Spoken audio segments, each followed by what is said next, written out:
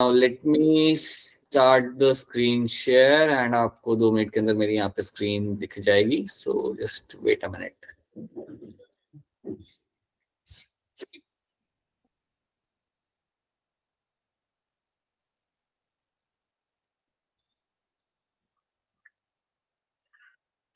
Alright, so चलिए यहाँ पे हम लोग आ जाते हैं.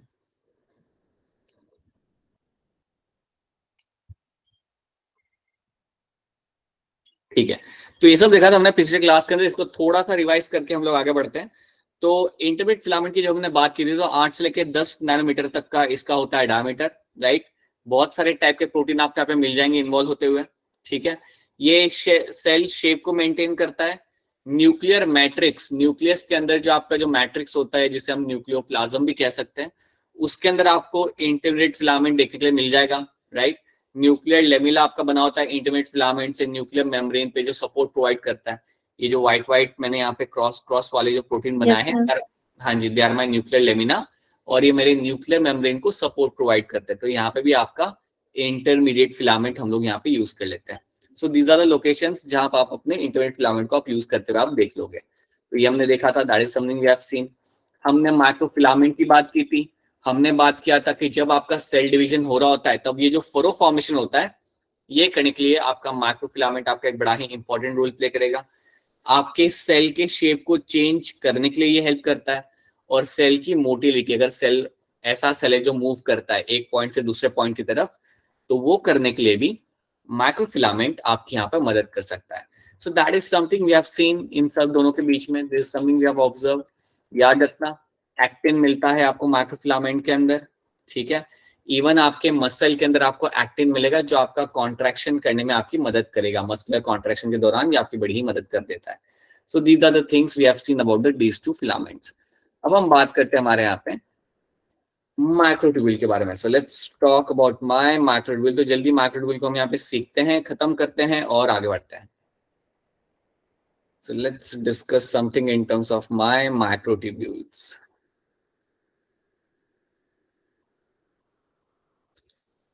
अगर मैं माइक्रोट्यूब्यूल्स की बात करता हूं तो सबसे पहले आप याद रखिएगा कि इनका डायमीटर आपका होगा अराउंड 25 नैनोमीटर जितना. So they will have a diameter of around 25 nanometre. तो काफी बड़े होते हैं. मतलब अगर मैं तीनों को कंपेयर करूं तो microtubule are going to be much more larger. So इनका जो डायमीटर आपका यहाँ पे रहता है that is going to be around 25 nanometre. तो ये बात आपको रखनी है यहाँ पे याद. दूसरी चीज आप यहाँ पे याद रखना कि माइक्रोट्यूब्यूल जो बने होते हैं, सो अगेन ये सिलेंड्रिकल स्ट्रक्चर इनका होता है. So they will have this cylindrical structure. ठीक है, so they will have this cylindrical structure आपको मिलेगा यहाँ पे. सिलेंड्रिकल हॉलो स्ट्रक्चर आपको यहाँ पे मिल जाएगा. आपने एक चीज यहाँ पे क्लियर कट याद रखनी है कि इसमें प्रोटीन कौन सा इन्वॉल्व हो रहा है. तो अगर आपसे कोई पूछता है कि यार माइक्रोट्यूब्यूल में मेरे कौन से प्रोटीन लग रहे हैं, तो नाम बड़ा सिंपल है, you will have tubulin protein. Tubulin protein से बनाया जाता है आपका माइक्रोट्यूब्यूल. तो ये बात आपने रखनी है याद कि यहाँ पे जो मेरा प्रोटीन इन्वॉल्व हो रहा है वही मेरे यहाँ पे tubulin.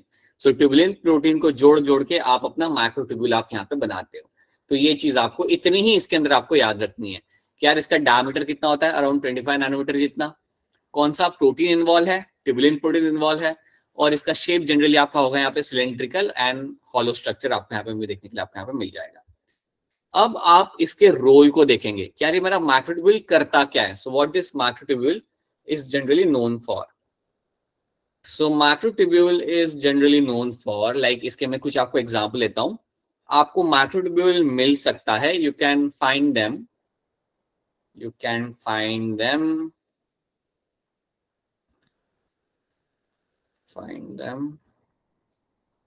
in something like your flagella में ही आपको दिख जाएगा. सो फ्लैजेला के अंदर माइक्रोट्यूब्यूल्स आपको दिख जाते हैं. You can find them in cilia के अंदर आपको माइक्रोट्यूब्यूल दिख जाएंगे. सो फ्लैजेला सीलिया में आपको मिल जाएंगे. उसके साथ साथ आपके जो सेंट्रियोल्स होते हैं जिनके बारे में हम बाद में बात करेंगे, सेंट्रियोल्स के अंदर भी आपको माइक्रोट्यूब्यूल्स दिख जाते हैं. तो you can find them in this locations. अगर आपको माइक्रोट्यूब्यूल सेल के अंदर ढूंढना हो तो आप फ्लैजेला में भी आप मुझे मिल सकता है, सिला में भी आपको मिल सकता है, सेंट्रल्स में भी आपको ये मिल जाएगा। So you can find them over there. उसके अलावा सेल में तो होते ही है, सेल में रोड की तरह ये लगे हुए होते हैं, ठीक है, बट यहाँ पे भी आपको देखने के लिए आपको ये मिल जाएंगे। सेकेंड चीज याद रखना, ये एक आपका बड़ा ही इंपॉर्टेंट रोल प्ले करते हैं इंट्रासेल्युलर ट्रांसपोर्ट के लिए। They play important role in your intracellular transport. अब जब मैं कह रहा हूं कि यार ये लोग इंट्रासेल्युलर ट्रांसपोर्ट के लिए एक रोल प्ले करते हैं, इसका मतलब यहाँ पे होता है कि समझो ये मेरा सेल है, समझो यहाँ पे मेरा ये सेल है और ये है मेरा यहाँ पे न्यूक्लियस, ठीक है। तो समझो अगर कोई ऑर्गेनल है या कोई स्ट्रक्चर है या कोई प्रोटीन है जो यहाँ पे खड़ा है, अगर इसको मुझे यहां से यहां तक पहुंचाना है तो याद रखना उसे करने के लिए भी मेरा यूज करूंगा मेरा यहाँ पे microtubules. So microtubules will be helpful in my intracellular transport. तो ये बात आपने भूलनी नहीं है। So that is something you have to know कि इंट्रासेल्युलर ट्रांसपोर्ट का मतलब आप समझो सेल के अंदर ही जब आप मॉलिक्यूल्स को इधर से उधर मूव कराना हो, या समझो आपके पास यहाँ पे खड़ा है आपका लाइसोसोम, ठीक है, यहाँ पे आपका लाइसोसोम खड़ा है। So I just write L over here, so I just write lysosome लिख देते हैं। सो आपके यहाँ पे लाइसोसोम खड़ा है, अगर आपको इसको मूव करा के यहाँ तक लेके आना हो तो आप किसकी मदद लोगे? You will take the help of the microtubules. हाँ जी, ये आपकी मदद करेंगे इन चीजों को ट्रांसपोर्ट करने के लिए। तो ये बात आपको यहाँ पे रखनी है याद। So this should be clear to all of you कि किस तरीके से आप यहाँ पे ट्रांसपोर्ट किया जाता है, ठीक है। हाँ जी बेटा बोलिए, कोई कुछ क्वेश्चन पूछ रहा था, बताइए। ठीक है, एक और रोल हम यहाँ पे याद रखते हैं during cell division. Cell division के दौरान इनका बड़ा ही इंपॉर्टेंट रोल है। सो ड्यूरिंग सेल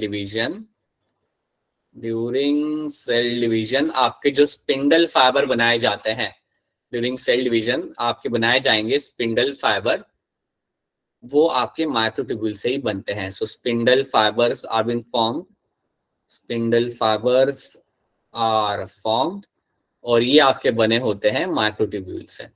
तो ये बात आप लोग को रखनी है यहाँ पे याद की, जब सेल डिवीजन हो रहा होता है तो वो टाइम पे आप जो स्पिंडल फाइबर बनाते हो वो भी बनाने के लिए आप माइक्रोट्यूब्यूल से ही बनाते हो। So they are been formed using the microtubule. एक और चीज मैं आपको बताना चाहूंगा कि ये जो माइक्रोट्यूब्यूल होते हैं ना, इनके वजह से ही आप क्रोमोसोम को मूव करा सकते हो। मेरी बात आप समझिए, एक बार फिर मैं आपको बता रहा हूँ कि जब आपका सेल कहता है कि यार मुझे अब डिवाइड करना है, तो क्रोमोसोम्स को इक्वली आप डिवाइड करते हो दो साइड के तरफ, ठीक है, आप क्रोमोसोम्स को इक्वली डिवाइड करते हो। तो क्रोमोसोम का जो मूवमेंट होता है ना वो ये लोग ही करते हैं। सो क्रोमोसोम का मूवमेंट जो कराना होता है वो ये लोग ही कराता है। सो क्रोमोसोमल मूवमेंट कराने के लिए आप इन्हें यूज करते हो। ये जो आपके जो स्पिंडल फाइबर बनाए जाते हैं, they are made for chromosomal movement, they play role in my chromosomal movement. So chromosomal movement के लिए या क्रोमोसोम्स को मूव कराने के लिए आप इन स्पिंडल फाइबर्स का इस्तेमाल करते हो। तो ये बात याद रखना।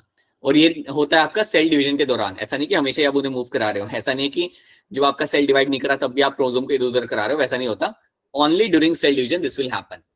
जो हमारा नेक्स्ट चैप्टर होगा इसके बाद, जो हम 2 दिन में स्टार्ट करेंगे, तो उसमें आप सीखोगे कि यार ये बेसिकली हो क्या रहा है वहां पे, what is chromosomal movement in cell division.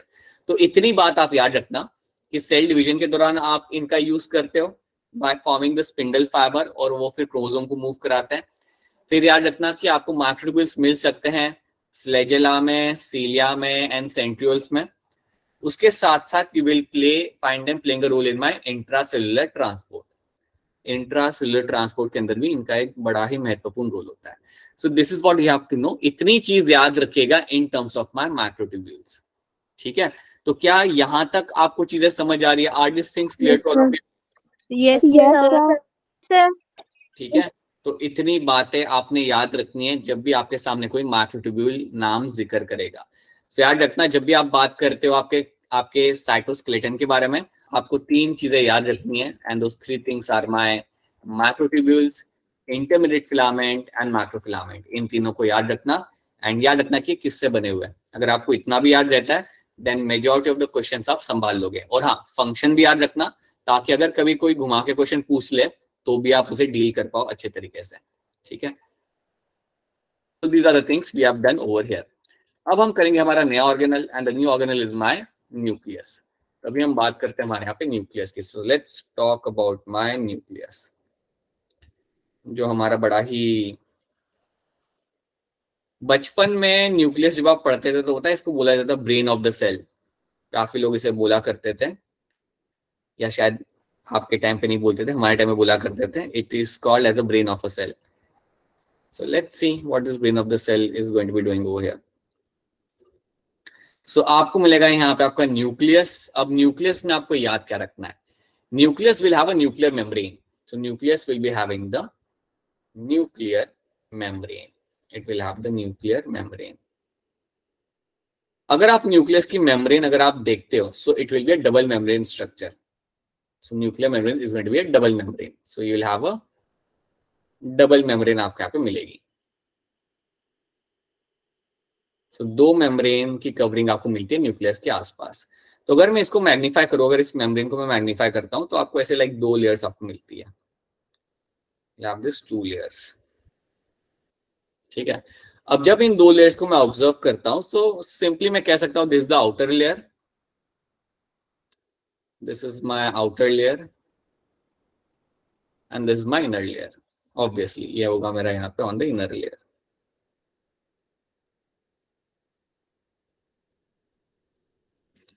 अब याद रखना, आउटर और इनर लेयर के बीच में, या आउटर मेम्ब्रेन और इनर मेम्ब्रेन के बीच में मुझे जो यहाँ पे स्पेस दिख रहा है, उसे हम कहते हैं पेरीन्यूक्लियर स्पेस। सो आउटर और इनर मेम्ब्रेन के बीच में you have this space in between, and that space is called as my perinuclear space. Perinuclear space. So ये चीज आप रखेंगे यहाँ पे याद। So you will have a perinuclear space over here, ठीक है। तो आउटर लेयर और इनर लेयर के बीच में आपको मिलता है पेरीन्यूक्लियर स्पेस। याद रखना, nuclear membrane will be a double membrane covering. तो पहले आपको याद रखना है। दूसरी चीज याद रखना कि न्यूक्लियर मेम्ब्रेन के ऊपर आपको कई सारे होल्स मिलेंगे। सो न्यूक्लियर मेम्ब्रेन जो आपके यहाँ पे होती है, उसके अंदर आपको कई सारे होल्स मिल जाते हैं, and the holes over there are called as my nuclear pores. So nuclear membrane के ऊपर या न्यूक्लियस के ऊपर आप कह सकते हैं you will have the presence of the nuclear pore. So you have a presence of nuclear pores, nuclear pores. अब क्वेश्चन यहाँ पे आता है कि न्यूक्लियर पोर्स का काम क्या होता है। उसके लिए याद रखना कि रफली around you will have 3000 nuclear pores on the nuclear membrane. Around 3000 nuclear pores आपको मिल जाते हैं न्यूक्लियर मेम्ब्रेन के ऊपर। तो अब यहाँ पे हम समझते हैं कि यार इनका काम क्या होता होगा, what kind of role they must be playing. So let me just try to tell you over here. तो जब भी हम बात करते हैं हमारे न्यूक्लियर पोर्स की, सो लेट मी मेक बाइफरगेशन सबसे पहले यहाँ पे। तो आपको यहाँ पे क्या मिल जाएगा। सो अगर आप न्यूक्लियस को ऑब्जर्व करते हो, तो आपको ऐसे लाइक कई सारे बीच में आपको ऐसे गैप्स मिलेंगे। That is nothing but my holes, और इन होल्स को ही हम बोलते हैं यहाँ पे एज अ न्यूक्लियर पोर, ठीक है। अब ये जो होल्स आपके यहाँ पे है, याद रखना इनका काम क्या होता है, या ये जो मेरे न्यूक्लियर पोर है, these are all my nuclear pore. So let's see इनका काम यहाँ पे क्या होगा। तो इनके थ्रू बेसिकली आप अपना ट्रांसपोर्ट करेंगे। इन न्यूक्लियर पोर्स के थ्रू आप यहाँ पे अपना ट्रांसपोर्ट कर सकते हो। फॉर एग्जाम्पल, अंदर से अगर आपको कुछ बाहर भेजना हो, या बाहर से अगर आपको कुछ अंदर भेजना हो, so that is something can be done with the help of my nuclear pore. तो ये बात आपको रखनी है यहाँ पे याद। सो अगर आप याद करोगे, तो मैंने आपको एक चीज बताई थी। मैंने आपको ये बताया था कि आपका जो डीएनए होता है, ये आपका कन्वर्ट होता है इनटू योर एमआरएनए, और इस प्रोसेस को हम लोग क्या बोलते थे, ट्रांसक्रिप्शन। बहुत ट्रांसक्रिप्शन, बहुत बढ़िया, right. That process is called as my transcription. बिल्कुल सही बात है आपकी यहाँ पे, ठीक है। अब जब आपका एमआरएनए यहाँ पे बनता है, तो एमआरएनए जब आपका यहाँ पे बन गया, समझो आपका एमआरएनए यहाँ पे बन चुका है। अब ये एमआरएनए आपका आएगा बाहर। ये कैसे बाहर आएगा, वाया द न्यूक्लियर पोर, ठीक है। तो आप जानते हो अंदर ही आपका डीएनए होता है, न्यूक्लियस के अंदर ही आपको यहाँ पे आपका डीएनए मिलेगा, और उस डीएनए में से ही आप अपना यहाँ पे एमआरएनए बनाते रहते हो, ठीक है। तो वो एमआरएनए जो आपके यहाँ पे बना, उसको अगर बाहर आना होगा तो आएगा आपके न्यूक्लियर पोर से। तो याद रखना, न्यूक्लियर पोर जो बेसिकली बेटा आपके यहाँ पे जो होल्स होते हैं न्यूक्लियर मेम्ब्रेन के ऊपर, इनकी मदद से आप चीजों को अंदर या बाहर आप मूव कर सकते हो। आप आरएनए को बाहर ला सकते हो, आप बाहर से कोई प्रोटीन होगा उसे आप अंदर लेके आ सकते हो। So all those things are done with the help of a nuclear pore. तो याद रखना, ये वो एक विंडो की तरह है जहां से आप चीजों को एक्सचेंज कर सकते हो। So that is something should be clear to all of you, ठीक है, कि न्यूक्लियर पोर मेरे यहाँ पे क्या कर रहा है, वो चीज आपको यहाँ पे मालूम होनी चाहिए, राइट। अब उसके बाद बीच में जो आपका स्पेस है, ये जितना भी आपका न्यूक्लियस के बीच में जो स्पेस है आपका यहाँ पे, उसको हम बोलते हैं यहाँ पे एज अ न्यूक्लियोप्लाज्म। सो बीच में जो भी आपके यहाँ पे स्पेस है, that space over here is called as my nucleoplasm. Nucleoplasm, या फिर आप इसे इवन कह सकते हैं, और it can be also called nuclear matrix, और you can call as a nuclear matrix. तो जो भी आपका बीच में स्पेस होता है, खाली स्पेस, उसे हम कहते हैं न्यूक्लियोप्लाज्म, और इसको आप इवन बोल सकते हो एज अ न्यूक्लियर मैट्रिक्स। अब अगर आपसे कोई पूछे कि यार न्यूक्लियस में होता क्या है, राइट, एक सिंपल सा क्वेश्चन यहाँ पे कि आपका न्यूक्लियस में है क्या, इतना क्या ही एसेंशियल है उसके अंदर, तो आप जानते हो न्यूक्लियस के अंदर आपका जेनेटिक मटेरियल मिलेगा। That is one of the most important thing you will find in the nucleus, जो आपके रहते हैं यहाँ पे, वो आपके रहते हैं genetic material. So basically you will have your DNA, आपका यहाँ पे डीएनए होगा, और डीएनए को हम यहाँ पे नाम देते हैं, and that name over here is going to be my chromatin. So will have your term called as my chromatin, ठीक है। अब जब भी आपके सामने क्रोमैटिन टर्म आ रहा है ना, जब भी आपके सामने कोई भी आपके सामने क्रोमैटिन जब टर्म यूज करेगा, तो क्रोमैटिन में पता है क्या क्या होता है? क्रोमैटिन में you will have the DNA, और उस डीएनए के अंदर आपको लगे हुए आपको मिलेंगे प्रोटीन, उस डीएनए के अंदर आपको लगे हुए मिलेंगे आपके यहाँ पे प्रोटीन, और प्रोटीन के साथ साथ you will also have a RNA over there, आपको वहां पे आरएनए भी आपको वहां पे मिल जाएगा। तो अगली बार अगर आपसे कोई पूछे कि व्हाट इज क्रोमैटिन, या क्रोमैटिन में आता क्या है, तो chromatin means DNA plus protein plus RNA. ये तीन चीजें आपको याद रखनी है। कभी भी अगर आपका सामने ये टर्म आता है क्या क्रोमैटिन होता क्या है, so that chromatin means you have a DNA तो है ही वहां पे आपका, उसके साथ साथ कुछ प्रोटीन भी लगे हुए हैं, और वहां पे कुछ आपका आरएनए भी है, तो उसको हम कहते हैं chromatin. And that chromatin is something you find in the nucleus. यही चीज है आपकी जो आपको न्यूक्लियस के अंदर देखने के लिए मिल जाती है। This is the thing you find in the nucleus. तो ये बात आपको रखनी है हमेशा यहाँ पे याद। That is something should be clear to all of you. Chromatin मतलब डीएनए प्लस उस पर प्रोटीन होता है प्लस उसमें आरएनए होता है, ठीक है। तो क्या यहाँ तक चीजें आपको समझ आ रही है? Is this thing clear to all of you? ठीक है। तो ये जो ब्लू कलर का जो थ्रेड लाइक स्ट्रक्चर मैंने यहाँ बनाया ना, दैट इज बेसिकली क्रोमैटिन, और उस क्रोमैटिन में मेरे प्रोटीन भी होंगे, कुछ आरएनए भी लगे होंगे। सो इतना तुम अब वहां पे इमेजिन कर लो, राइट। तो ये चीज आपको मिलती है आपके न्यूक्लियस के अंदर। This is what you get to see in the nucleus. अब यहाँ पे थोड़ा सा और मैं ऐड करूंगा। अगर हम बात करें, बिकॉज हम लोग बात कर रहे हैं यूकैरियोट्स की बात कर रहे हैं, तो जब आप क्रोमैटिन बोलते हो, आपने बोला कि डीएनए है, प्रोटीन है और आरएनए है। प्रोटीन के अंदर भी आपके टाइप्स होते हैं। So even in protein you will have the types, और जो प्रोटीन्स में आपको यहाँ पे टाइप्स मिलते हैं, तो रखना प्रोटीन की जब आप बात करते हो, जिक्र करते हो, सो प्रोटीन्स में आपको यहाँ पे दो टाइप्स मिल जाएंगे आपको यहाँ पे। एक तो आपका होता है हिस्टोन प्रोटीन, ये नाम आपने सुना होगा, ये हमने पढ़ा है। So one is going to be histone protein, तो आपको मिलेगा आपके डीएनए के अंदर लगा हुआ, ठीक है। और दूसरा नाम आपका यहाँ पे होता है नॉन हिस्टोन प्रोटीन, वो भी आपको डीएनए के अंदर मिल जाता है। So one is my histone protein, other is my non histone protein. तो इन दो टर्म्स को आप याद रख लीजिए, ठीक है। एक है आपका हिस्टोन प्रोटीन, एक है आपका यहाँ पे नॉन हिस्टोन प्रोटीन। ये दोनों चीजें आपको मिल जाएंगी आपके डीएनए के अंदर। Both the things you will be able to see very easily in your DNA, right, in the eukaryotic DNA। कोई मुझे बताएगा कि बैक्टीरिया के अंदर क्या होता है? हिस्टोन प्रोटीन तो वहां पे, लेकिन उस जगह पे क्या होता है? Polyamines, non histone protein. Right, very good, you called them as a polyamines. तो आपको जो बैक्टीरिया के अंदर मिलता है देखने के लिए, that is something going to be called as my polyamines. तो बिल्कुल सही, पॉलीअमाइन्स आपको बैक्टीरिया के अंदर देखने के लिए आपको यहाँ पे मिल जाएगा। बट यहाँ पे चीजें अलग है, here you will have a histone protein and you have a non histone protein, आपको यहाँ पे मिलता है देखने के लिए। तो ये चीज आपको रखनी है यहाँ पे याद। अब आगे बढ़ने से पहले मैं फटाफट आपसे कुछ क्वेश्चन पूछूंगा, उसका आप आंसर करिएगा, उसके बाद ही हम आगे बढ़ेंगे। मुझे बताइए न्यूक्लियर पोर का काम क्या होता है? सर एक्सचेंज को ट्रांसपोर्ट करना, चीजों को ट्रांसपोर्ट करता है। Exchange of transfer of material, exchange of material between the nucleus and the outside of the nucleus. So cytoplasm और न्यूक्लियस के बीच में कुछ भी अगर आपको ट्रांसपोर्ट कराना हो तो आप न्यूक्लियर पोर का इस्तेमाल करोगे। फिर मुझे बताइए कि माइक्रोट्यूब्यूल्स के अंदर कौन सा प्रोटीन लगा हुआ होता है? ट्यूबुलिन प्रोटीन, एक ही प्रोटीन होगा, that's what tubulin protein. Seen in the microtubules. मुझे बताइए माइक्रोट्यूब्यूल्स के अंदर डायमीटर कितना होगा? 25 नैनोमीटर, ठीक है। मुझे बताइए आपकी जो न्यूक्लियस है उसके दो मेम्ब्रेन है, like you have outer membrane, you have inner membrane. इसके बीच में जो स्पेस होता है उस स्पेस को हम क्या बोलते हैं? Perinuclear space. Perinuclear space. ठीक है, बहुत सही। अब मुझे ये भी बता दो कि आपके न्यूक्लियस को किसने डिस्कवर किया था? Robert Brown. Right, Robert brown ने आपका न्यूक्लियस को डिस्कवर किया था। ठीक है, तो याद रखना न्यूक्लियस में आपका सबसे इंपॉर्टेंट चीज जो genetic material is been seen, that is your chromatin. So ये आपको मिल जाएगा देखने के लिए। ठीक है, सो क्रोमैटिन रखना, that is nothing but your DNA plus protein plus RNA, और ये आपका सबसे एसेंशियल चीज आपकी मिलती है आपके न्यूक्लियस के अंदर। सो इसलिए उसे कहते हैं as the brain of the cell.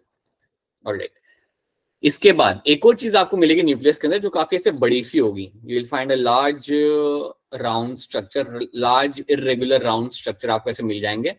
ऐसे 2-3 आपको मिल जाएंगे। ठीक है, ऐसे 2-3 स्ट्रक्चर आपको मिल जाएंगे, और जो लार्ज राउंड स्ट्रक्चर मैं आपके सामने बना रहा हूँ, इनको हम कहते हैं न्यूक्लियोलस। ये जो लार्ज स्ट्रक्चर मैंने आपके यहाँ पे बना के रखे हुए हैं, ये आपको क्रोमैटिन के वहां पे आपको दिख जाएंगे, and this structures are called as my nucleolus. Nucleolus. तो ये भी आप दिमाग में बिठा लो कि न्यूक्लियस के अंदर आपको विद इन द क्रोमैटिन आपको लार्ज बड़े बड़े आपको ऐसे रेगुलर स्ट्रक्चर्स आपको दिखेंगे राउंड राउंड शेप के, और उसे हम बोलते हैं यहाँ पे as a nucleolus. So nucleolus is something you get to see in the nucleus. ये आपको मिलेगा देखने के लिए। क्या करता है, will try to see that. पहले हम इतनी ये पिक्चर को हम यहाँ पे देख लेते हैं। तो पिक्चर में आप देख सकते हो you have a nuclear envelope जो 2 मेम्ब्रेन से बनी हुई है। You can see the chromatin, पूरा क्रोमैटिन मतलब ऐसे थ्रेड लाइक पूरा फैला हुआ है आपके इसके अंदर न्यूक्लियस के अंदर, राइट। जो फ्री स्पेस है आपके यहाँ पे उसे हम कहते हैं यहाँ पे nucleoplasm, that is a nucleoplasm जो आप यहाँ पे देख सकते हो, right. You have a nuclear पोर, वो आपको यहाँ पे मिल जाएगा। न्यूक्लियर लेमिना क्या होता है, इसको मैं ऑलरेडी एक बार जिक्र कर चुका हूँ, अगर आपको याद हो तो ड्यूरिंग द इंटरनेट जो उसको न्यूक्लियर मेम्ब्रेन को स्टिफनेस प्रोवाइड करता है, वो सपोर्ट प्रोवाइड करता है। बिल्कुल बिल्कुल सी बात है, सपोर्ट प्रोवाइड करता है आपके न्यूक्लियर मेम्ब्रेन को। तो एक बार फिर आपको यहाँ पे बता देता हूँ, let me show you over here only. कहाँ बताया आपको, चलिए यहाँ पे बता देते हैं। आपका जो न्यूक्लियर लेमिना होता है ना, वो आपका यहाँ पे लगा होता है, it will be somewhere over here. ये आपके न्यूक्लियर मेम्ब्रेन को सपोर्ट प्रोवाइड करेगा। तो ये जो ब्लू कलर का स्ट्रक्चर बना रहा हूँ, that is assume that is my nuclear lamina. ठीक है, this is my nuclear lamina.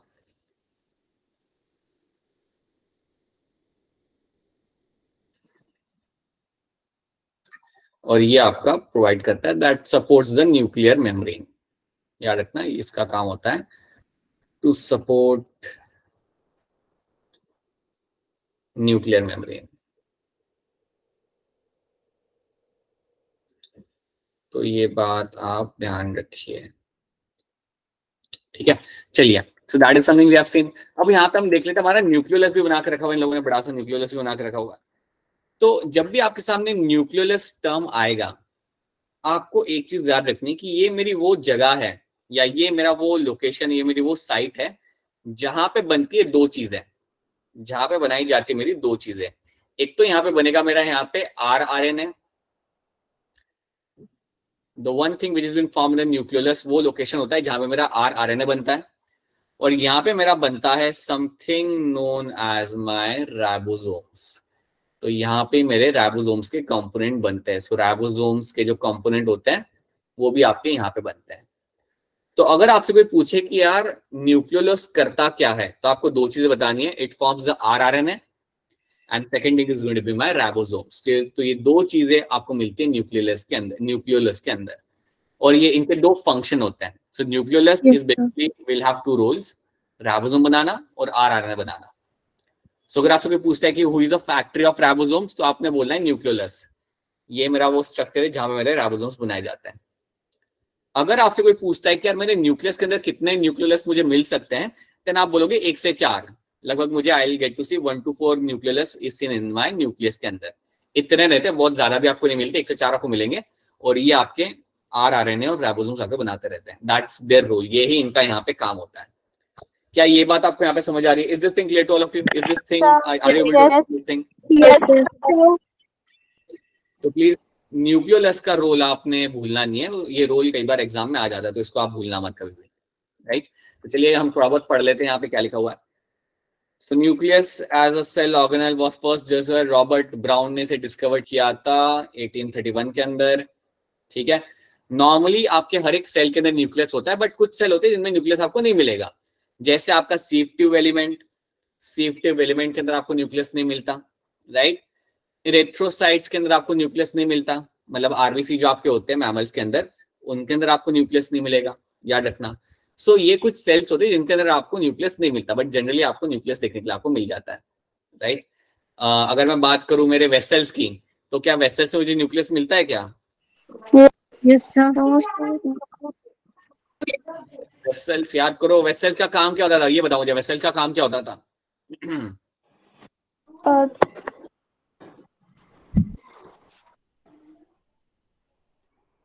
Water and mineral को ट्रांसपोर्ट करने आ रहे, ऐसे कैसे भूल गए इतने जल्दी कैसे इवेपोरेट हो सकता है?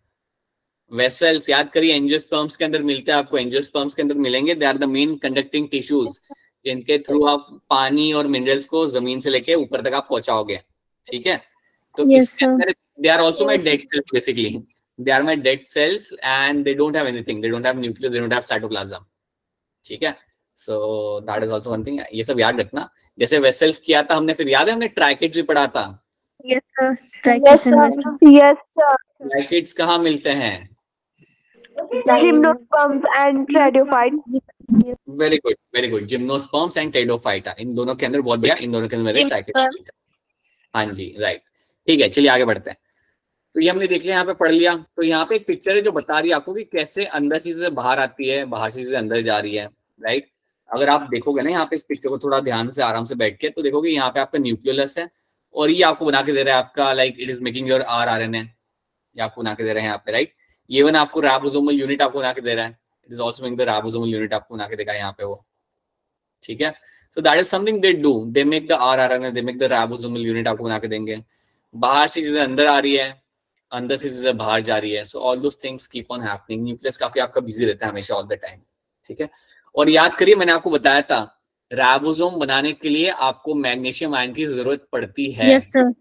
ठीक है। ये भी आपका मेंशन किया हुआ है, you need magnesium ion to form the ribosomes, so this is something you can see now. देखिए, चलिए यहाँ पे देखते हैं क्या लिखा हुआ है, इसको हम देख लेते हैं एक बार। At a number of places nuclear envelope is interrupted by minute pores, और ये माइन्यूट पोर्स को हम बोलेंगे यहाँ पे as a nuclear pore, we will call them as a nuclear pore. और इन पोर्स के थ्रू आप अपना ट्रांसपोर्ट करते हो, ठीक है। सो ये बात यहाँ पे आपने रखनी है याद। द न्यूक्लियर मैट्रिक्स और nucleoplasm contains nucleolus and chromatin. अब जब आपके सामने क्रोमैटिन आएगा तो उसके अंदर क्या क्या चीजें आएंगी?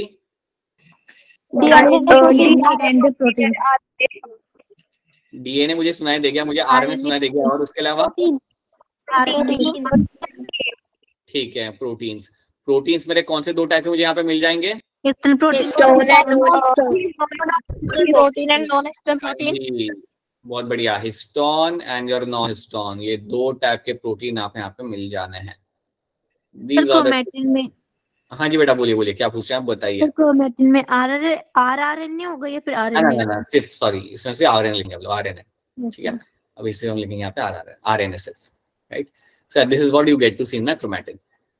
न्यूक्लियोलाई मतलब आपके न्यूक्लियस की यहाँ पे बात करें, it is a spherical structure present in the nucleoplasm. बिल्कुल, न्यूक्लियोप्लाज्म के अंदर जो राउंडेड स्ट्रक्चर था आपके यहाँ पे, उसे हम कहते हैं न्यूक्लियोलस या nucleoli. Nucleolus is usually attached to a chromatin, ये जनरली आपके क्रोमैटिन से चिपका हुआ होता है एट स्पेसिफिक साइट, ये एक सर्टेन लोकेशन पे ही आपको मिलेगा। सो याद रखना, न्यूक्लियोलस जो आपके यहाँ पे लगा हुआ है ना, यहाँ पे जो लगा हुआ है आपका, ये एक सर्टेन लोकेशन पे आपको मिलता है, और वो जो सर्टेन लोकेशन होती है, that certain location जहां पे आपको न्यूक्लियस मिलेगा, it is located on a certain location, कुछ पर्टिकुलर लोकेशन पे ही आपको ये मिलेगा, और उस लोकेशन को हम बोलते हैं as a NOR। that location over here is called as my NOR, nucleolus organizing center, right? So let's see that region. So nuclear organizer region, so that is my NOR. So NOR बेटा वो जगह है जहां पे आपका nucleus आपको देखने के लिए मिलता है, ठीक है। तो बेसिकली आप ऐसे समझ लो कि ये वो कुछ लोकेशंस होती है क्रोमैटिन के अंदर जहां पे आपको न्यूक्लियस मिलेगा, उन लोकेशंस को हम बोलते हैं यहाँ पे न्यूक्लियोलर ऑर्गेनाइजर रीजन। सो ये बात आपको रखनी है याद। सो that is my NOR over here, ठीक है। तो ये हमारे यहाँ पे कुछ पॉइंट्स हो गए। अगर आपको ये पॉइंट सारे समझ आ रहे हैं तो दैट मीन्स आपको यहाँ पे चीजें आपकी क्लियर है। So this is what you will get to see. अब मुझे बताइए इसका आंसर क्या होगा। Nucleus is a site of active क्या? आरएनए। बिल्कुल सही। यहाँ पे आपका आरआरएनए बहुत ही अच्छे तरीके से आपके यहाँ पे बनाया जाएगा। याद रखना न्यूक्लियस में आरआरएनए तो बनाया जाता है, उसके साथ साथ आपके राइबोसोमल कंपोनेंट भी आपके यहाँ पे बनते हैं। Even it will form the ribosomal component. So basically आप कह सकते हैं डायरेक्टली राइबोसोम्स यहाँ पे बनते हैं। सो राइबोसोम्स आर बीन फॉर्म्ड। तो ये दो चीजें आपकी यहाँ पे बनाई जाएगी आपके न्यूक्लियस के अंदर। चलिए आगे बढ़ते हैं। देखिए कई सारे टाइप के आरएनए होते हैं वैसे। एमआरएनए आपने देखा था, आरआरएनए अब आप देख रहे हो, एक और होता है आपका टीआरएनए जिसे हम कहते हैं ट्रांसफर आरएनए। इसके बारे में आप 12th में ही पढ़ोगे क्या करता है ये, बड़ा ही इंपॉर्टेंट होता है ये भी आपके लिए। बट और सबसे छोटा आरएनए यही होता है basically, the smallest RNA is going to be the transfer RNA. अच्छा एक और चीज मैं आपको बताना चाहूंगा कि अगर आपसे कोई पूछे कि न्यूक्लियस के अंदर या सेल के अंदर सबसे ज्यादा कौन सा आरएनए मिलेगा, देन आपका आंसर होगा rRNA. So rRNA is the most abundant RNA, ये बात रखना।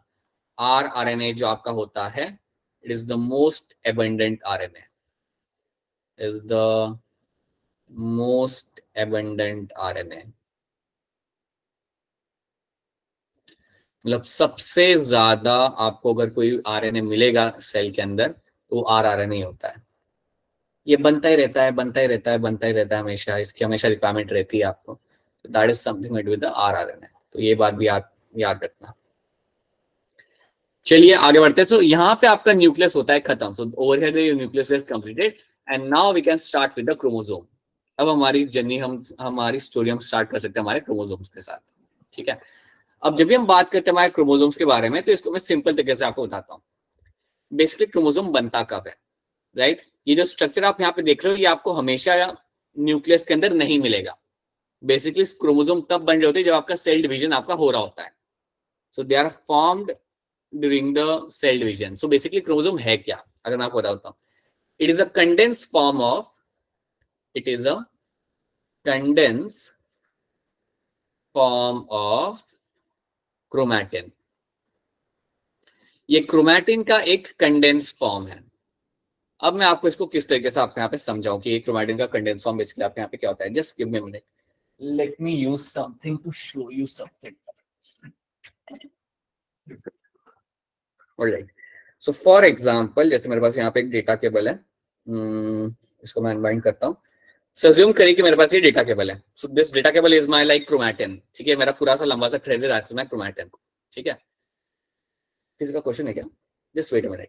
So this is my data cable, that's my DNA, that's my chromatin। समझ लो ये मेरा क्रोमैटिन है जिसके अंदर मेरा DNA है, प्रोटीन है, मेरा यहाँ पे लगा हुआ है। ठीक है, अब जब ये क्रोमैटिन को मैं कंडेंस कर रहा हूँ तो कंडेंस करने के बाद व्हाट विल हैपन है, it will form a very small structure. So अगर मैं इस क्रोमैटिन को यहाँ पे कंडेंस करता हूँ तो कंडेंस करने के बाद आई विल गेट टू सी कि इसका एक बहुत छोटा सा यहाँ पे स्ट्रक्चर बन चुका है। So this small structure which has been formed over here, ये स्मॉल स्ट्रक्चर मेरे यहाँ पे बना है, दिस इज माय क्रोमोसोम। और यही चीज आपकी वहां पे हो रही है। तो आपका जो क्रोमैटिन आपका होता है वो आपका इतना कंडेंस होगा और कंडेंस होने के बाद वो बनता जो स्ट्रक्चर है आपका वहां पे, उसे हम कहते हैं क्रोमोसोम। सो बेसिकली वहां पे कुछ नहीं हो रहा, आपका पूरा ऐसे डीएनए वहां पे फैला हुआ है। यू हैव दिस और डीएनए ओवर देयर। और जब आपका डीएनए कंडेंस होता है, when the DNA undergoes condensation, तब आपको आपका वो क्रोमोसोम वाला स्ट्रक्चर आपको देखने के लिए मिलता है। That is when you will find this chromosome वाला स्ट्रक्चर आपको मिलेगा देखने के लिए, राइट? अगर आप घर पे अगर आप पतंग उड़ाते हैं कभी, नॉर्मली हम लोग 14 जनवरी के आसपास हम 14 पतंग उड़ाते हैं, राइट? आप लोग भी उड़ाते हैं हिमाचल में, आई थिंक जनवरी वाले सीजन के अंदर। तो आपका जो डोरी होती है पतंग उड़ाने के लिए, उसको अगर आप कंडेंस कर देते हो वो काफी स्मॉल हो जाती है, राइट? वही चीज यहाँ पे हो रही है कि आपका डीएनए काफी लंबा होता है, काफी लेंथी होता है, बट आप उसे कंडेंस करते हो and then it forms the chromosome.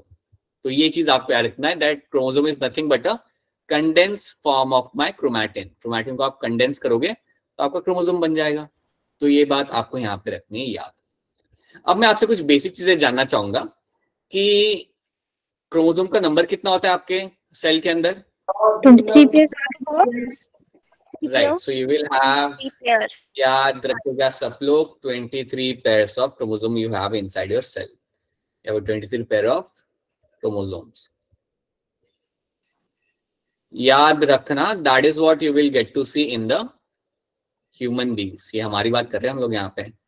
Cockroach में इतने नहीं होते हैं, या किसी फिश में इतने नहीं होते हैं, या किसी माउस में इतने नहीं होते, उनमें नंबर अलग रहेगा, but that is something I am talking in terms of the human beings. Humans के अंदर you will have the 23 pairs of chromosome you will get to see. ठीक है, मतलब टोटल आपका नंबर यहाँ पे होता है 46, that is the number you will get to see, right. अब जब मैं क्रोमोसोम की यहाँ पे बात कर रहा हूँ, सो थोड़ा और इसको समझते हैं, let's try to see this thing थोड़ा और तरीके से। पहले मुझे आप ये बताओ आगे बढ़ने से पहले कि आपको इतना वाला पार्ट समझ आया कि क्रोमोसोम है क्या? It is a condense form of chromatin. Yes, sir. It is nothing but a condense form of chromatin. अगर मैं आपको सही बताऊं ना, तो आपका जो क्रोमैटिन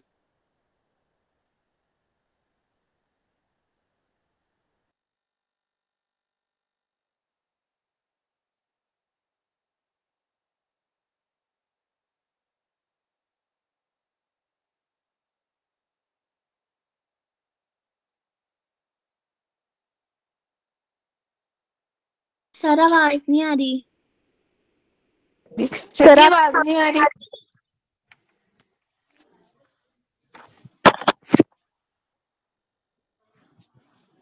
रखना, आपका जो डीएनए है, क्रोमैटिन है, आप जानते हो, मैं वापस मेंशन करूंगा ये बात को, that you will have your histone protein over there, you will have your histone, you will have your non histone.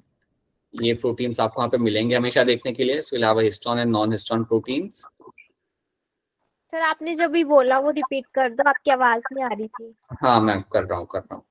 मैं ये कह रहा हूँ आपसे कि आपका जो क्रोमैटिन होता है ना बेटा, उसका लेंथ अगर देखा जाए तो उसका 2 मीटर इतना लेंथ होता है, मतलब आपका डीएनए का लेंथ काफी बड़ा होता है। इतना लंबे लेंथ का डीएनए आपके न्यूक्लियस में कैसे रह पाता है, वो बड़ी इंटरेस्टिंग बात है कि इतना लंबा डीएनए आपके न्यूक्लियस के अंदर आपका मिल रहा है देखने के लिए। सो क्यों हो पा रहा है? बिकॉज ऑफ कंडेंसेशन, क्योंकि आप डीएनए को कंडेंस कराते हो, इसलिए आपका डीएनए इतने स्मॉल माइक्रोस्कोपिक न्यूक्लियस के अंदर वो रह पाता है। लेकिन अगर आप उसे ओपन करोगे, it's a very lengthy structure. ठीक है, सो यार इतना डीएनए के अंदर आपको क्रोमैटिन, आपको हिस्टोन नॉन हिस्टोन प्रोटीन मिलते हैं, and then you have RNA also over there, उसके साथ you will get to see the RNA. ये बात तो आप जानते हो। अब अगर मैं आपके सामने क्रोमोसोम का स्ट्रक्चर बनाता हूं, if I make a chromosome in front of you, then you have to know few things over here. तो आपको यहाँ पे कुछ चीजों का यहाँ पे आपको याद रखनी है चीजें।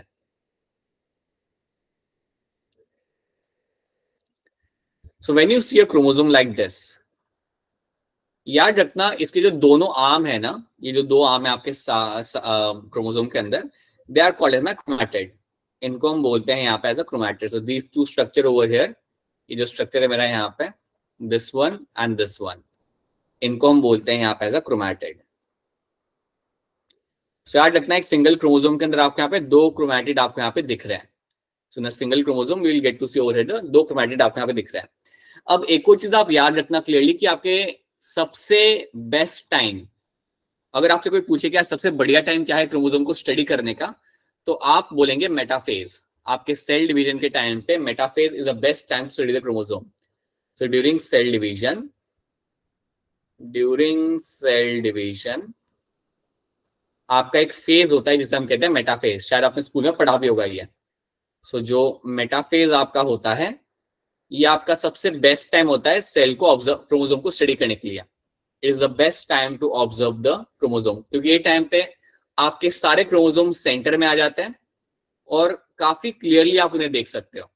सो this is the best time to study the chromosome. This has to be the best time for chromosomal study. समझो आप में से कोई जेनेटिक बायोलॉजिस्ट है या बायोटेक फील्ड में काम कर रहा है, तो ये आपका सबसे बेस्ट टाइम होता है किसी क्रोमोसोम को स्टडी करने के लिए। That is my metaphase.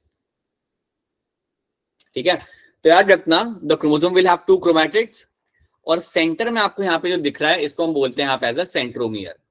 This is called as my centromere. इसको हम बोलते हैं यहाँ पे एज अ सेंट्रोमियर।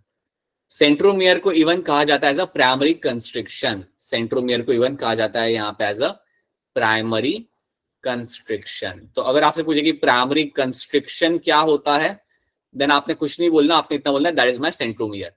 जो आपको सेंट्रोमियर मिलेगा आपको यहाँ पे सेंटर में, उसे हम कहते हैं प्राइमरी कंस्ट्रिक्शन। अब ये सेंट्रोमियर करता क्या है? सेंट्रोमियर दोनों क्रोमैटिड को पकड़ के रखता है। सेंट्रोमियर जो आपका है यहाँ पे, वो दोनों क्रोमैटिड को जोड़ के रखेगा या पकड़ के रखेगा। क्योंकि जब आपका सेंट्रोमियर ब्रेक होगा तो दोनों क्रोमैटिड मेरे सेपरेट हो जाएंगे। तो ये बात याद रखना, जो सेंटर में जो मेरा सेंट्रोमियर है यहाँ पे दोनों क्रोमैटिड को जोड़ के रखेगा, और जब भी मेरा सेंट्रोमियर ब्रेक होगा तो वो टाइम पे मेरे दोनों क्रोमैटिड वहां पे मेरे अलग हो जाएंगे। तो ये बात प्लीज याद रखना, सेंट्रोमियर का यहाँ पे काम क्या होता है। क्या सेंट्रोमियर वाली बात आप सबको यहाँ पे समझ आ रही है? Yes, sir. ठीक है, तो एक और चीज यहाँ पे याद रख लो कि आपको एक डिस्क शेप स्ट्रक्चर आपको यहाँ पे मिल जाता है। ये ऑरेंज कलर का यहाँ पे आपको एक डिस्क शेप स्ट्रक्चर आपको मिलेगा एक क्रोमैटिड के ऊपर, और दूसरा आपको मिलेगा यहाँ पे दूसरे क्रोमैटिड के ऊपर। तो ये बात भी याद रखना that you will have a dish shaped structure on the both the chromatid, दोनों क्रोमैटिड के ऊपर आपको dish shaped structure यहाँ पे मिलेगा यहाँ पे देखने के लिए, and this structure is called as my kinetochore। ये जो स्ट्रक्चर मैंने यहाँ पे बना के रखा हुआ है यहाँ पे, इसको हम बोलते हैं यहाँ पे एज अ काइनेटोकोर। अब अगर आपसे कोई पूछे कि यार ये काइनेटोकोर करता क्या है, तो याद रखना आपने बोलना है कि काइनेटोकोर का बेसिकली काम होगा during cell division. Cell division के टाइम पे ये आपका यूज किया जाएगा। So basically during cell division इसको हम इस्तेमाल करते हैं, राइट। कैसे इस्तेमाल करते हैं, क्या करते हो आप सेल डिवीजन के टाइम पे आप सीखना, बट याद रखना this is something you will find every chromosome, right, will have this two kinetochore over here, ठीक है। और सेल डिवीजन के दौरान आप इसको यूज करते हो। क्यों यूज करते हो? हम इसको क्रोमैटिड को सेपरेट करने के लिए यूज करते हैं, बट वो हम बाद में समझेंगे। अभी याद रखना during cell division you will be using them. अभी बस याद रखना कि आपके होते हैं, you will have two kinetochore over here and single centromere आपको मिलेगा देखने के लिए। तो ये चीज आप यहाँ पे भी देख सकते हो, यू कैन सी काइनेटोकोर यहाँ पे मेंशन किया हुआ है, यहाँ पे आपको दिख रहा है, कहाँ गया, yes, let me use a different colour, you can see the kinetochore written over here, और बीच में आपका यहाँ पे होगा आपका centromere, you can see the centromere, ठीक है। तो इतनी चीज तो पहले आपको यहाँ पे रखनी है याद। This are the few things you have to know about your chromosome and chromatid के बारे में आपको इतनी चीज यहाँ पे रखनी है याद, राइट। क्या इतनी चीजें आपको यहाँ पे समझ आ रही है? Are this things clear to all of you? इतनी बात आपको समझ आ रही है? हाँ, मैं सेंट्रोमियर आपको यहाँ पे बता देता हूँ। सो सेंट्रोमियर जो बेटा बीच में है ना आपका यहाँ पे, ये बेसिकली करता क्या है, ये आपके दो क्रोमैटिड को जोड़ के रखता है। ये आपके दो क्रोमैटिड को बेसिकली यहाँ पे जोड़ के रखेगा। तो अगर मैं आपको यहाँ पे एक बार फिर आपको यहाँ पे बताता हूँ, let me just try to tell you one more thing, क्योंकि मुझे यहाँ पे एक चीज वैसे भी आपको समझानी है इसके अंदर। See, when you see a chromosome ना, ये एक्स शेप क्रोमोसोम जो आप जब देखते हो,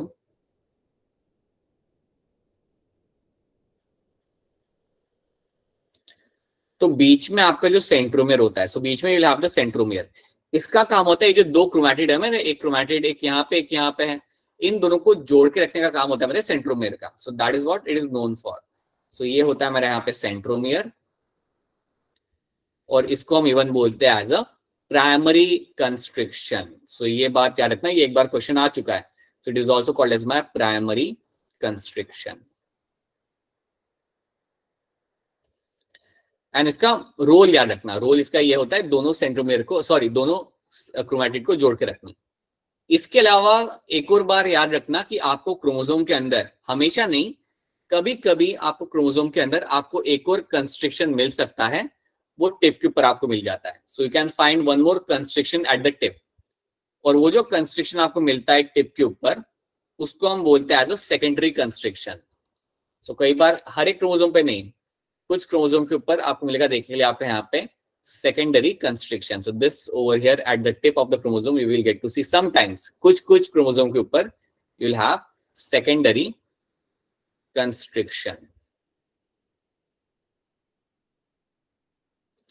अब ये जो आपका secondary constriction आपको यहाँ पे दिख रहा है, the secondary constriction you will get to see, इसको हम बोलते हैं यहाँ पे as a satellite. इसको हम बोलते हैं यहाँ पे as a satellite. ठीक है। अगर आपसे कोई बोले कि क्या सैटेलाइट हर एक क्रोमोसोम में दिखेगा, द आंसर इज नो। कुछ क्रोमोसोम के ऊपर आपको टिप के ऊपर आपको एक और आपको ऐसे कंस्ट्रिक्शन आपको मिल जाएगा जिसे हम कहते हैं सैटेलाइट। सो प्राइमरी कंस्ट्रिक्शन हमेशा आपका रहेगा सेंट्रोमियर, और सेकेंडरी कंस्ट्रिक्शन आपको यहाँ पे रहता है एज अ सैटेलाइट। सैटेलाइट क्या करता है वो भी आपको समझना नहीं है, वो हम बाद में सीखेंगे, बट याद रखना secondary constriction is called as my satellite. और अभी के लिए याद रखना कि सेंट्रोमियर जो आपका यहाँ पे रहेगा, उसका काम होता है मेरे दोनों क्रोमैटिड को जोड़ के रखना। So both the chromatid are attached to each other because of my centromere. तो ये दोनों आपके यहाँ पे क्रोमैटिड है आपके पास, chromatid. So this is also chromatid, this is one chromatid and this my another chromatid. So इन दोनों को आप जोड़ के रखोगे यहाँ पे। क्या यहाँ तक सारी बातें आपको यहाँ पे क्लियर है? Are the things clear to all of you यहाँ तक सबको? Yes. Yes, sir. Yes, sir. ठीक है, बस मैं यहाँ पे अपना एक और चीज यहाँ बनाऊंगा, डिस्क शेप। उसका हम 2-4 क्वेश्चन सॉल्व करते हैं। सो डिस्क शेप स्ट्रक्चर में हमारा बनेगा यहाँ पे, that is my kinetochore. So this will be my kinetochore. एक यहाँ पे, एक मेरा बनेगा यहाँ पे।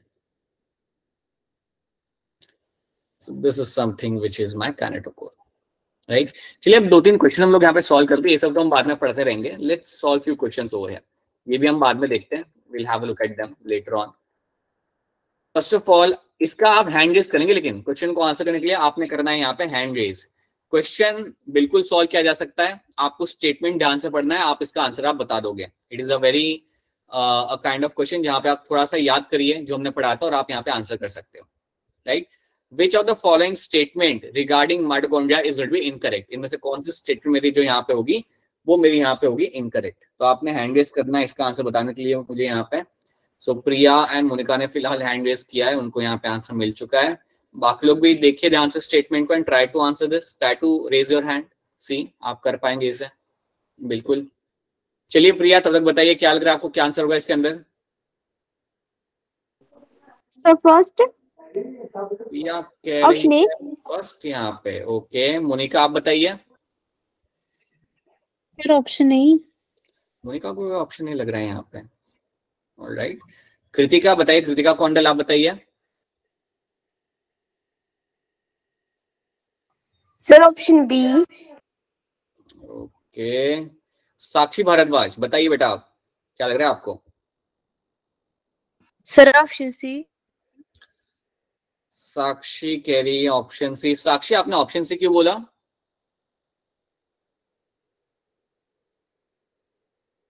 कोई रीजन होगा ना ऑप्शन सी बोलने का। ठीक है ज्योति बेटा आप बताइए क्या लग रहा है आपको? Option A. आपको भी ऑप्शन लग रहा है। सलम बताइए।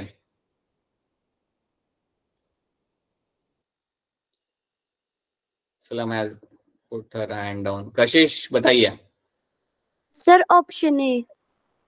ठीक है चलिए अभी मैं आपको एक्सप्लेन करता हूँ यहाँ पे। मुझे आप बताइए, एक बात सोच के बताइए, mitochondrial matrix contain single circular DNA molecule and ribosome, ये बात सही या गलत है? डबल स्टैंडर्ड नहीं यहाँ पे नहीं लिखा हुआ, यहाँ पे सिंगल सर्कुलर लिखा, मतलब सिंगल डीएनए। उन्होंने स्ट्रैंड के बारे में मेंशन नहीं किया, उन्होंने ऐसा नहीं लिखा सिंगल स्ट्रैंडेड या डबल स्ट्रैंड, उन्होंने लिखा ही नहीं यहाँ पे। उन्होंने बोला सिंगल सर्कुलर डीएनए, ठीक है। तो वो बात तो सी ना, स्ट्रैंड की बात ही नहीं की उन लोगों ने यहाँ पे। उन्होंने बोला कि एक सिंगल डीएनए होता है सर्कुलर, वहां पे उन्होंने ये मेंशन नहीं किया सिंगल स्ट्रैंडेड या डबल स्ट्रैंडेड। तो इसलिए ये स्टेटमेंट मेरा यहाँ पे होगा सही। समझिए मेरी बात को, ये स्टेटमेंट मेरा यहाँ पे सही है, राइट। आप इसको स्टैंड के हिसाब से आप यहाँ पे मत देखिए। I hope I am understanding कि आपने इसे स्टैंड के हिसाब से देख लिया। वैसा नहीं लिखा हो ना यहाँ पे, स्टैंड का यहाँ पे जिक्र ही नहीं है। आप सेड कि सिंगल डीएनए आपको मिलता है यहाँ पे सर्कुलर, वहां पे ये बात सही है आपकी। So that's a true statement. तो ये तो मेरा आंसर बन नहीं सकता, ठीक है। अब ऑप्शन बी को, outer membrane is permeable to monomer like carbohydrate fat protein. अब समझो आपको ये नहीं मालूम, अज्यूम करते हैं कि आपको इसको लेके आप श्योर नहीं हो क्या ये स्टेटमेंट सही या गलत है, क्योंकि हमने आउटर मेम्ब्रेन के बारे में इतना डिटेल में हमने नहीं पढ़ा। आप ऑप्शन सी देखो यहाँ पे, एंजाइम्स ऑफ इलेक्ट्रॉन ट्रांसपोर्ट। याद हमने जिक्र किया था समथिंग लाइक होता है तो हाँ जी, हमने इलेक्ट्रॉन ट्रांसपोर्ट चेन का जिक्र किया था, ईटीसी करके हमने एक जिक्र किया था कि एक प्रोसेस होता है और ये प्रोसेस आपका होता है ऑन द इनर मेम्ब्रेन के ऊपर। ये आपका प्रोसेस रन किया जाएगा ऑन द इनर मेम्ब्रेन। तो अगर ये मेरा इनर मेम्ब्रेन पे रन किया जा रहा है तो यार ये तो फिर मेरा स्टेटमेंट यहाँ पे गलत हो गया। यस सर, है ना, क्योंकि ये लोग क्या करें, that enzymes for electron transport are embedded in the outer membrane. So that is why option C becomes the correct answer over here, right. So इसलिए आपका ऑप्शन सी बनेगा यहाँ पे as a correct answer. So I hope you understand now this thing कि यहाँ पे आपका ये करेक्ट आंसर क्यों हुआ, ठीक है। क्योंकि याद रखना ये हमने मेंशन किया था बेटा, ये हमने पढ़ा है। इलेक्ट्रॉन ट्रांसपोर्टेशन आपका होता है इनर मेम्ब्रेन पे और क्रेब्स साइकिल होता है आपका मैट्रिक्स के अंदर। याद करिए क्रेब्स साइकिल जो होता है आपका, that will be happening in the matrix, right. तो ये चीज हमने यहाँ पे देखी थी। चलिए एक और क्वेश्चन देखते हैं हम लोग यहाँ पे, ध्यान से देखिएगा। अच्छा ये आप नहीं कर पाएंगे फिलहाल, ये हम बाद में देखते हैं। यार बताइए, विच of the following pair of organelles does not contain DNA. इनमें से कौन सा पेयर ऑफ ऑर्गेनेल है आपके पास यहाँ पे जिसके अंदर आपको डीएनए देखने के लिए आपको नहीं मिलता। हैंड रेस करेंगे आप लोग, हैंड रेस करना पड़ेगा आंसर देने के लिए। सो इशिता कुमारी बताइए, आपने हैंड रेस किया, बताइए। Sir option D. Ishita Kumari कह रही है यहाँ पे ऑप्शन डी, ठीक है। ज्योति बताइए क्या लग रहा है आपको? Sir option D. ठीक है, स्वाति आप भी बता दीजिए जल्दी क्या आंसर होगा इसके अंदर। Sir D. स्वाति भी डी कह रही है यहाँ पे। Arushi? Sir option D. Arushi कह रही है कि लाइसोम्स ऑफ वैक्यूल्स में आप यहाँ पे डीएनए नहीं होता, और आप सबने जिन्होंने डी बोला उनका आंसर यहाँ पे सही है, बिल्कुल सही।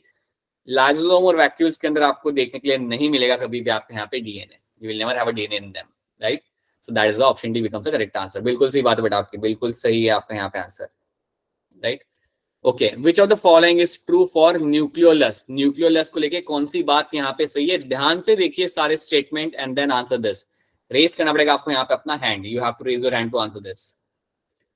क्वेश्चन नंबर 28 के लिए हैंड रेज होने चालू हो चुके हैं। I just give you 4-5 more seconds ताकि सब लोग हैंड रेज कर सके यहाँ पे, ठीक है। अंशिका बताइए क्या लग रहा है आपको यहाँ पे आंसर? Option D. अंशिका कह रही है यहाँ पे ऑप्शन डी। साक्षी भारद्वाज क्या लग रहा है आपको यहाँ पे आंसर? Option D. ओके, समृति आपको क्या लग रहा है? Sir option D. और पलक आपको? Sir option D. बिल्कुल ऑप्शन डी आपके यहाँ पे सही आंसर है, ये बात आपकी सही है। For nucleolus it is the site for my active ribosomal RNA synthesis. बिल्कुल सही, मेरे एक्टिव साइट होती है जहाँ पे आपके आरएनए बनाए जाते हैं, यहाँ पे आपके आरएनए और आपके राइबोसोम बनाए जाते हैं, तो याद रखना that is going to be right answer. तो इसलिए आपको हर एक चीज सही से याद रखना जरूरी है, that is why we have to remember all the things very correctly over here, ठीक है।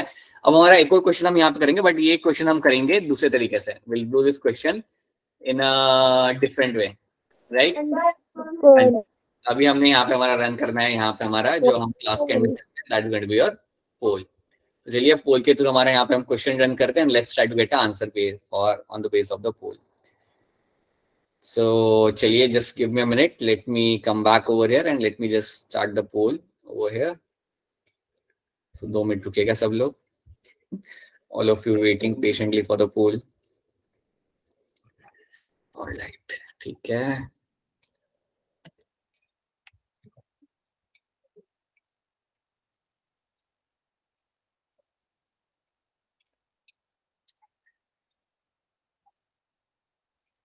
ऑलराइट, चलिए आपका पोल यहाँ पे लॉन्च हो चुका है। सो पोल आपका लॉन्च हो चुका है, जो आप एक्टिविटी में आप देख पाओगे। अभी आप यहाँ पे क्वेश्चन को देख के उसका आप आंसर बता दीजिए। सो क्वेश्चन आपके सामने यहाँ पे आ चुका है, तो क्या आपको यहाँ पे सबको क्वेश्चन दिख रहा है?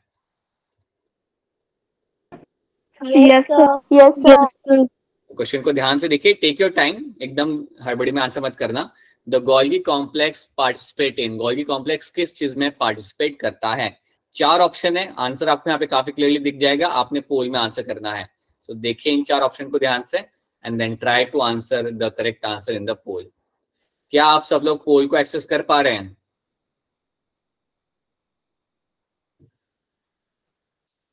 क्या सारे बच्चे पोल को एक्सेस कर पा रहे हैं? Yes sir. Yes sir. वही मैं पूछ रहा हूँ आप लोगों से। तो क्वेश्चन आप यहाँ पे देख लीजिए and then start answering in the pole.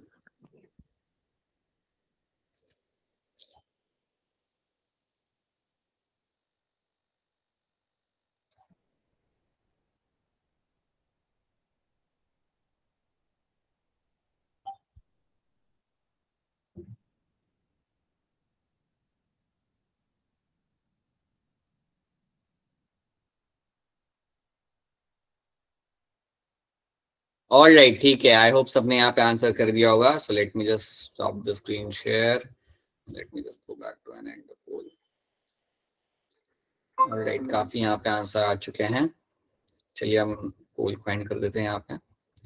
Okay, so let me just come back and let you know the answer. Yes, जिन्होंने भी यहाँ पे ऑप्शन बी किया उन सबका आंसर यहाँ पे सही है। Golgi complex participate in the formation of my secretary vesicle. जो वेसिकल आपके बन के निकलते हैं वो आपके गोल्गी कॉम्प्लेक्स में से ही बन के फिर you can send them, like इसके अंदर आप प्रोटीन रख के आप कहीं पे भी भेज सकते हो, या जो भी आपको ट्रांसपोर्ट कराना हो तो उसे आप पैकेजिंग करते हो वेसिकल के अंदर and then you can send them cell के बाहर या विद इन द सेल कहीं अगर आपको भेजना हो तो आप ये कर सकते हो। सो यस, ऑप्शन बी आपका बनेगा यहाँ पे एज अ करेक्ट आंसर। ठीक है, तो ये सारे क्वेश्चन हमने आज देखे हैं। आप देख सकते हो ये नीट के क्वेश्चन है और ये नीट के क्वेश्चन काफी स्ट्रेट फॉरवर्ड होते हैं। तो अगर आपको इन्फॉर्मेशन क्लियर कट मालूम हो देन आप आराम से सॉल्व कर सकते हो, राइट। सो एक बार फिर कलेक्टिवली आपसे पूछना चाहूंगा, आज के क्लास में देखिए हमने क्या क्या किया है। आज के क्लास में हमने हमारा देखा क्रोमोसोम्स को हमने देखा, along with that we have seen the nucleus, and उसके साथ साथ हमने हमारा माइक्रोट्यूब्यूल्स आज हमने पढ़ा। तो क्या ये चीजें आपको क्लियर हैं? Are this three things clear to all of you? Yes, sir. ठीक है, चीजें क्लियर है, अच्छी बात है।